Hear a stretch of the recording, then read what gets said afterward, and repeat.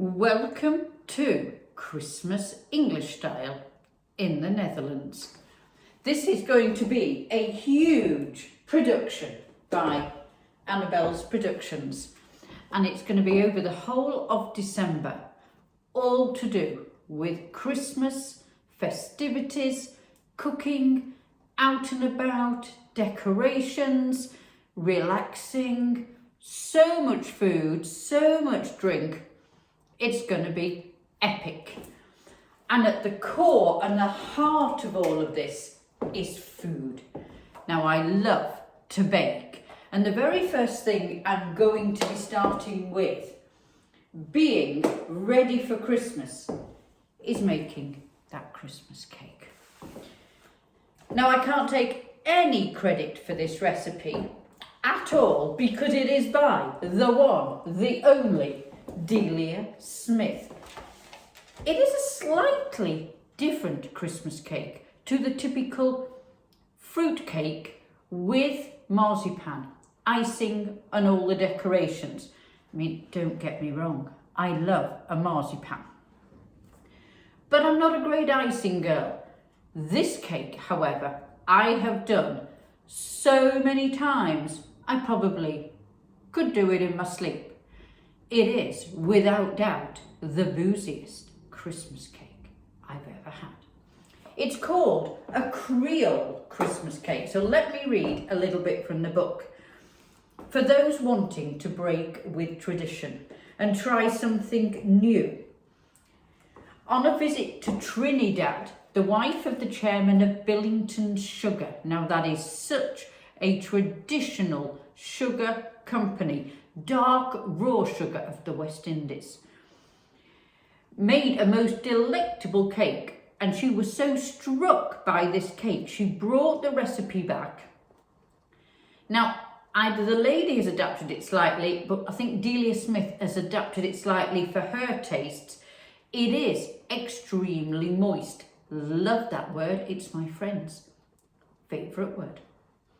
You could almost eat this as a dessert because it is going to be so soft, and the fruit, all this beautiful fruit, is going to plump up. What a lovely word. Don't be put off though by the amount of alcohol. It's a wonderful flavour. So, without further ado, the very first thing you do, a week, 2 weeks, it doesn't matter how long, you've got to soak the fruit. Not in a little alcohol. And you can always add to it, but you really don't need to.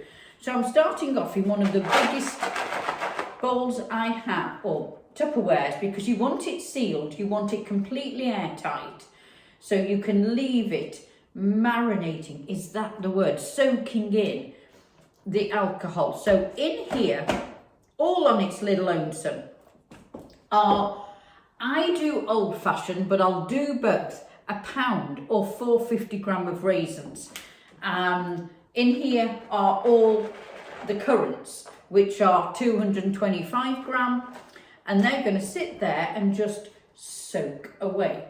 So then added to that are currants. So let's tip those in. You really need to tick down your list because you will forget some. The next we're going to add in there is no soak prunes, about 110 gram or 4 ounces if you're old school like me. Now, I love a little glacé cherry, especially with a sherry. Now, I couldn't get just red glacé cherries. It didn't say red specifically, but these are green and a little yellow too.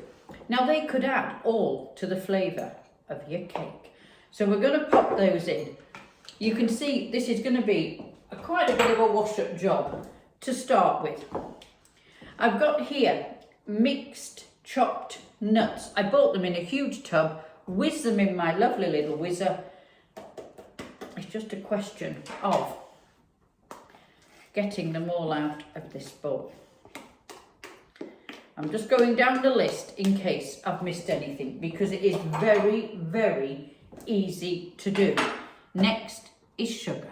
So the sugar should be dark molasses sugar.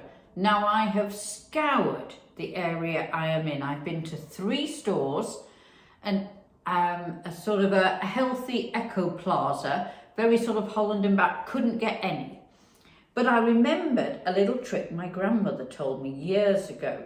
It's not quite the same, but it will make a difference. I'm going to add, when all this is soaked through and just before I do the cake part with the flour, the butter, the sugar, is add some black treacle, because that will almost give you that taste.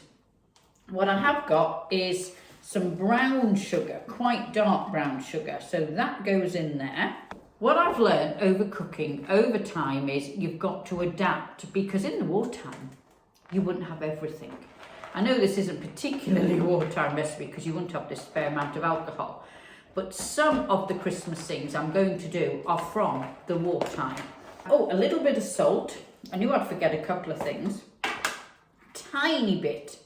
It really does make that difference.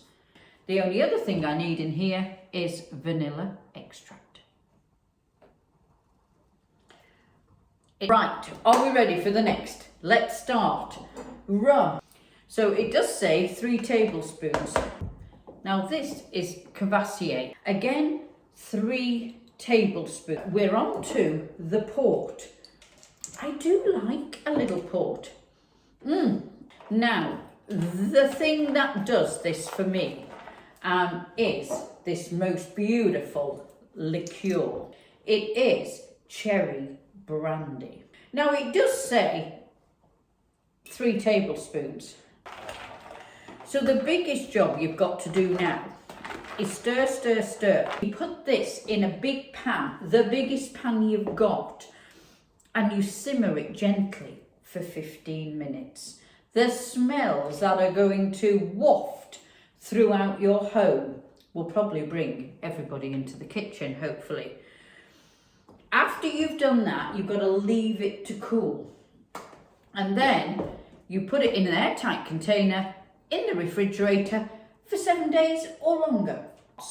So I've got nutmeg, which I absolutely adore, cloves, which I absolutely adore, and cinnamon. And when it's cooled down, I add those to it. Have a lovely rest of your day, and I'll see you for episode 2 of Christmas in the Netherlands, English style.